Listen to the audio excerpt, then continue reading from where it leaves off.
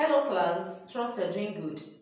I'm Temi, the creative director of TCG Fashions, and I'm welcoming you back to class. And today I'll be explaining the female structure, how female structure comes into play when you are constructing any garments. Understanding female structure in garment construction.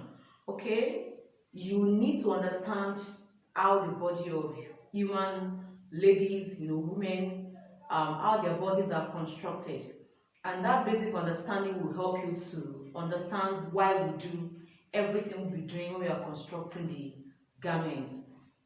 Understanding the how to take accurate body measurements, understanding the shape and the form of your client, understanding the structure of the body. It gives you a full knowledge about what you're about to do. Do you understand? If you understand that, okay, what do we call that? That is when you take in excess fullness, this and that, and you understand why we are taking in that. By the time you want to construct any garment and you are told to take in that, you understand what you are doing. By that I mean D-A-R-T. Okay, I think I should start from there. Okay, no, let me do it this way. This is mimicking female body. This is a mannequin, female mannequin. The only thing missing on this mannequin is the hand, the two hands. But this is the neck. Apparently, if it is human being, there'll be a head on the neck. So let's get started from here. When you check the back of this mannequin, you can see that from this nape of the neck, this is where you start your measurement from the highest point on the shoulder, where your neck joins to where your head stays on your shoulder. Okay, this part immediately after the neck, before you start going towards the shoulder. So we call it neck point. So when you observe this neck point, it is higher than this shoulder point. On my body, this is my shoulder point. So when you check this carefully, you realize that this place is higher than here. That means if I'm supposed to put a ruler, okay, let me get a ruler, and I'm supposed to make the ruler straight, the ruler will have to bend down, it will have to bend. If you want to make it straight, that means there is a missing gap in between the ruler and the shoulder point. This shows you that human beings generally, our shoulders are not straight. If my shoulders were to be straight, this is how my body would be. Do you understand? So something drops down on everybody's shoulder.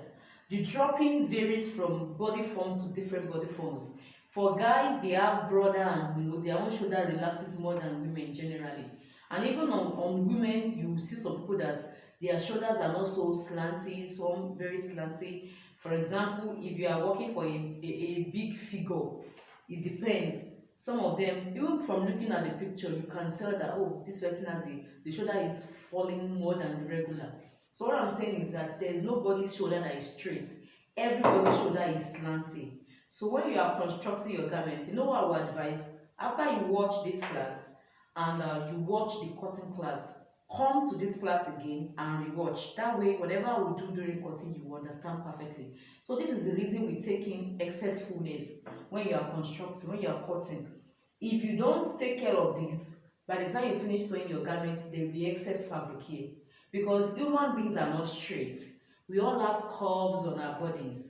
From your armpit to your waist, there's a slight curve. From your waist to your hip, there's another curve. Those are the things I want to explain to you with this class. So the fact that the shoulder is not straight, that is the reason we call something shoulder slope. So we take out a little bit of fabric. In freehand cutting, we remove between 1 and 1.5, depending on the size and the shape of the person. When I'm cutting, I will explain that further. So this is that. So when you now check the front part of the body, this is the bust. You can see that this part is the fullest part of this body. The upper torso, the upper part of the body. This is the bust point. After the bust, usually for an average figure and average shape, you realize that this place curves inside. Even for those who have tummy, before their tummy will start protruding, but for a regular medium figure, this place, there's a slope inside here towards the stomach. Are you with me? Towards the waist. So this place is pointed. This place is, I'm wearing a free clothes, so it is not really the perfect clothes to use for illustration. So that's why I want you to focus on this. If I'm supposed to wear a garment that is fitted, if what I use here is what I use here, there will be excess fabric. The shape of human curves inward a little. So that means to maintain this shape, there needs to be introduction of dart. D-A-R-T, dart. What is the function of that? It takes in excess fullness on any part you introduce it to. So if you are going to introduce a waist dart to any garment, you are taking in excess fullness, which if you didn't take out, it will make the garment look so loose like what I'm wearing. Whether you add additional ease to the size of the garment or you don't, any garment that you don't put in the dart or you don't take in adequate dart, there will be some excesses around the waist.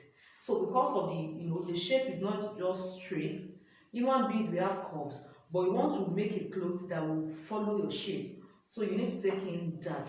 Do you understand? So when you check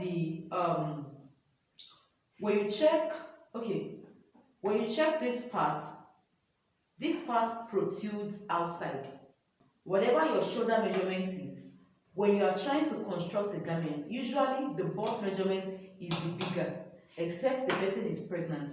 For a regular figure, bust is bigger than waist or stomach. Do you understand? So there is tendency of excess fullness hanging around, around here from your shoulder to your bust.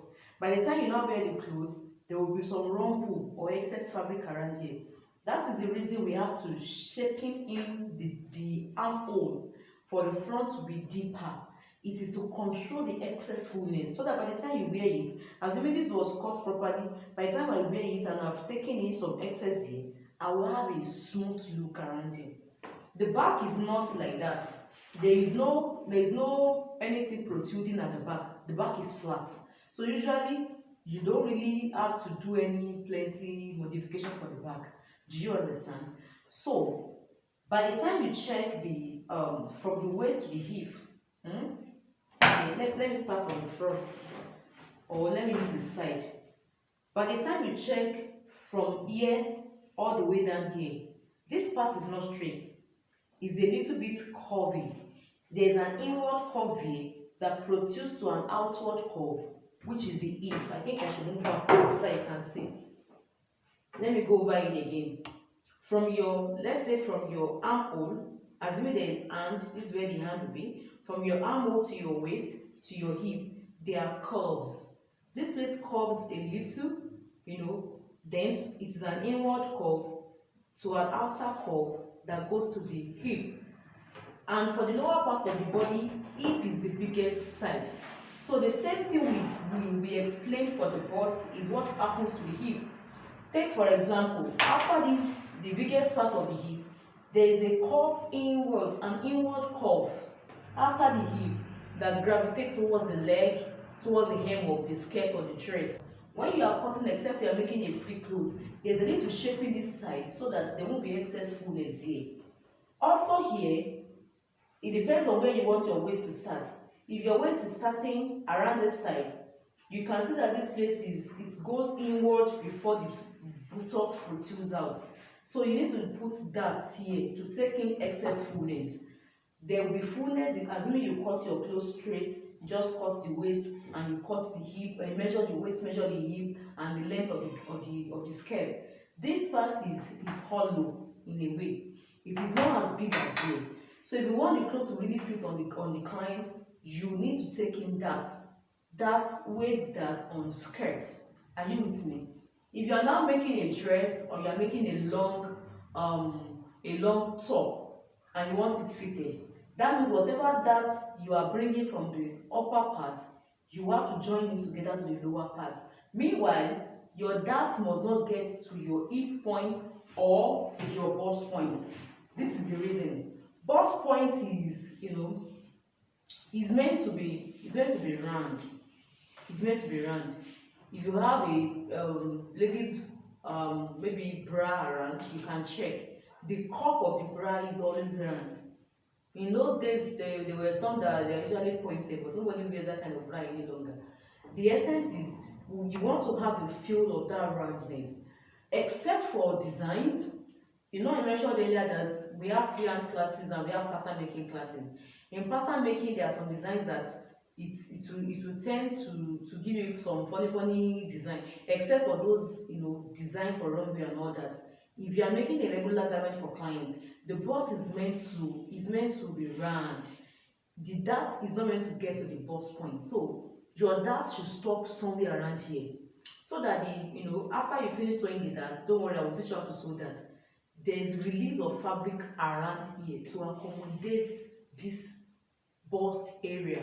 It's the same thing for the skirt. Your dart should not get to the, this is the widest part of the hip. Your dart should stop somewhere around here, like 1 inch or maybe 1.5 inch before the hip line, the widest part of the hip. Do you understand? So that's that about that. Okay, so I think that will bring us to the end of today's class. I hope you understand. But if you have any question, don't worry, write it down. By the time we are cutting, we are in construction class, I'm sure you understand some things better. And like I said, after watching how to cut, go back to this video to watch why we are doing what we do. I will try as much as possible to explain as I'm cutting. But I think this class will do you a whole lot of good. So thank you for staying with me. I remain your fashion tutor. My name is Tini. I will see you in the next class. Thank you.